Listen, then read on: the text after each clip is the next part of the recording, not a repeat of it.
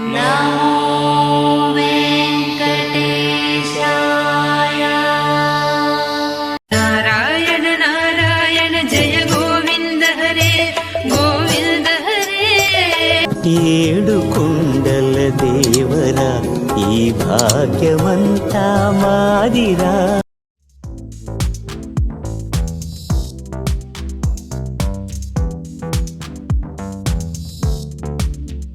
పెద్దలందరికీ నమస్తే, పిల్లలందరికీ హాయ్. ఎలా ఉన్నారు? అందరూ బాగున్నారా? మేము చాలా బాగున్నామండి. మీరు కూడా చాలా చాలా బాగున్నారని ఆశిస్తున్నాను. ఈరోజు అయితే మేము తిరుపతిలో ఉన్నాము.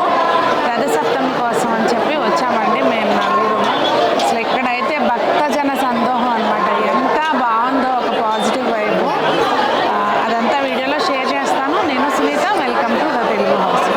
అసలు ఈ జనం అయితే ఎంతమంది ఉన్నారో చూడండి. అసలు ఒకసారి ఈ బ్రహ్మోత్సవాలకి ఇంకా ఇలాంటి స్పెషల్ డేస్లో తిరుమలలో ఎప్పుడు ఇలాగే ఉంటారంట. నేనైతే ఫస్ట్ టైము ఇలా అటెండ్ అవుతున్నానండి. మా అత్తయ్య ఎప్పుడు బ్రహ్మోత్సవాలు ఇవన్నీ కూడా చూస్తున్నారు.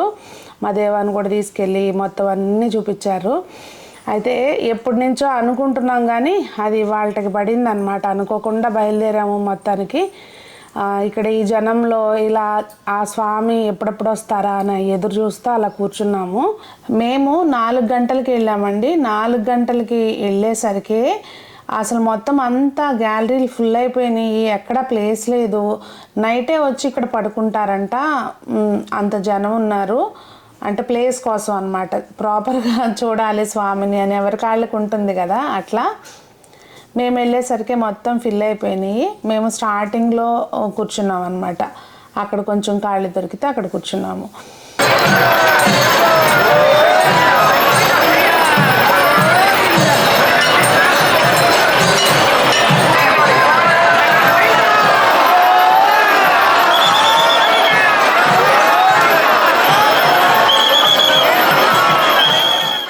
ఉదయమే ముందుగా సూర్యప్రభ వాహనంతో మొదలవుతుంది కదండి.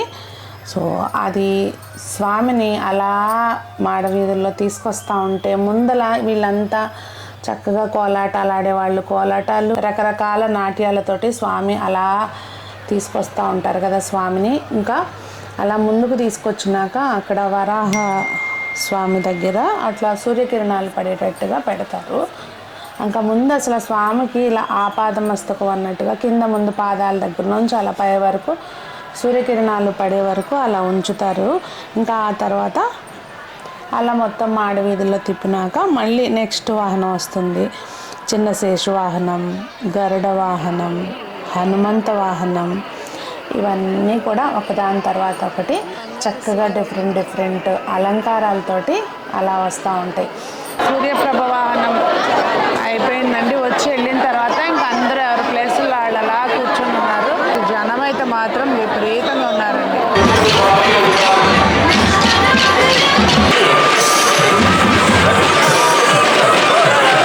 ప్రతి వాహనం వచ్చినప్పుడు చక్కగా అందరూ కూడా ఎవరి కాళ్ళు ఇంటి దగ్గర నుంచే మేము కూడా తీసుకెళ్ళాము. ప్లేట్లో హారతి వెలిగించుకొని కొంత నైవేద్యం పెట్టుకుని ఎవరి కాళ్ళు ఉన్న ప్లేస్లో నుంచే హారతులు అవి ఇచ్చేస్తారు. ఇంకా స్వామికి ఒక్కసారి అలా చూస్తుంటే అన్ని రకాలుగా అందరి ప్లేసుల్లోంచి హారతి అలా కనిపిస్తూ చాలా బాగుంటుంది. ఇంకా మనకి ఒక రకమైన పాజిటివ్ వైబ్ వస్తుందండి. ఇంకా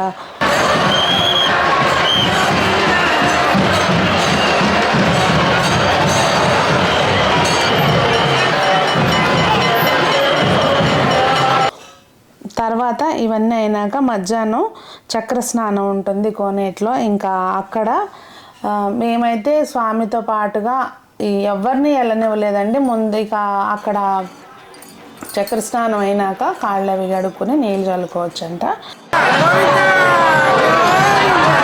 నెక్స్ట్ వచ్చేది కల్పవృక్ష వాహనం.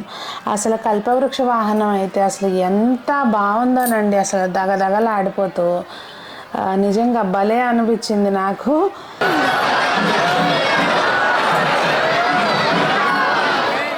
మేమున్న ప్లేస్ నుంచి స్వామిని ఫ్రంట్గా చూపించడానికి నాకు అవ్వలేదండి. కానీ చాలా చాలా అసలు ఎంత మంచిగా అనిపించిందో.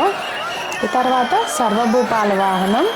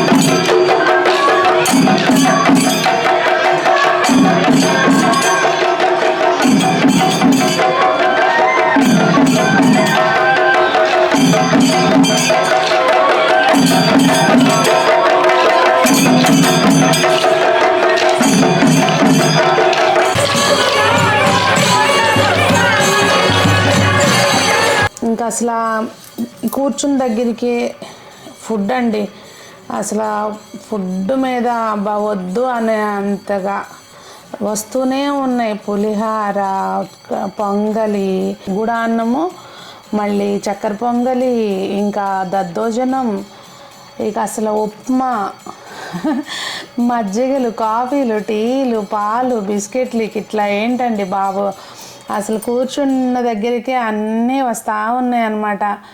ఇంకా ట్రక్కులు ఫుడ్ వస్తుంది, ట్రక్కులు వేస్ట్ క్లియర్ చేస్తున్నారు. ఇంకా ఇవన్నీ కూడా మనం ఎక్కడికి కదిలే పని లేకుండా అన్నీ కూడా ఫుడ్ అది వస్తుందండి, మనం ఏం తీసుకెళ్లాల్సిన పని లేదు.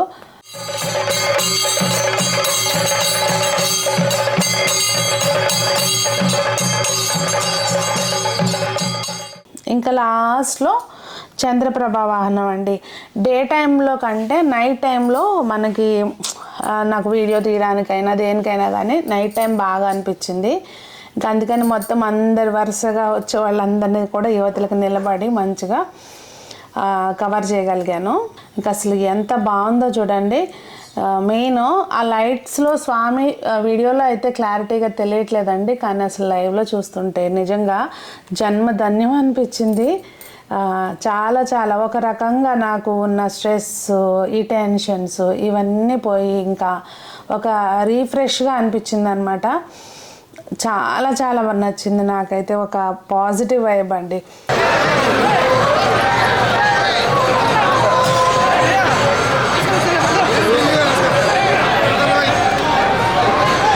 కాకపోతే ఏంటంటే అండి రష్ ఉంది, కానీ ఎక్కడ మనకి ఏదన్నా అపశృతి జరిగే అవకాశం లేకుండా చాలా జాగ్రత్తలు అయితే తీసుకున్నారు.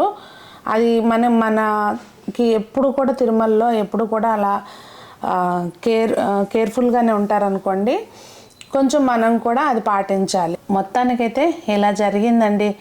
నాకు నా పర్సనల్ ఫీలింగ్ ఏంటంటే మనం లైఫ్లో ఒక్కసారైనా కూడా బ్రహ్మోత్సవాలు కానివ్వండి, జనం ఉంటారని మనం భయపడతాం, కానీ ఒక్కసారైనా మనం అటెండ్ అవ్వాలి. అటెండ్ అయితే మనకు ఆ ఒక్క పాజిటివ్ ఫీల్ అయితే ఉంటుందండి ఖచ్చితంగా. మనకి ఉన్న స్ట్రెస్ కానివ్వండి, ఏదైనా ప్రాబ్లమ్స్ ఉన్నా కూడా ఏంటో అన్నీ తొలగిపోయి ధైర్యంగా నేనున్నాను అన్నట్టుగా అనిపించింది నాకైతే. మరి మీకు ఎలా అనిపించింది అనేది కామెంట్ చేయండి. మీరు ఎవరైనా అటెండ్ అయ్యి ఉంటే కనుక మీ అనుభవాన్ని తెలపండి. అందరూ బాగుండాలి, అందులో మనం ఉండాలి, అందరికీ ఆ గోవిందుని ఆశీస్సులు ఉండాలని మనస్ఫూర్తిగా కోరుకుంటూ మీ సునీత.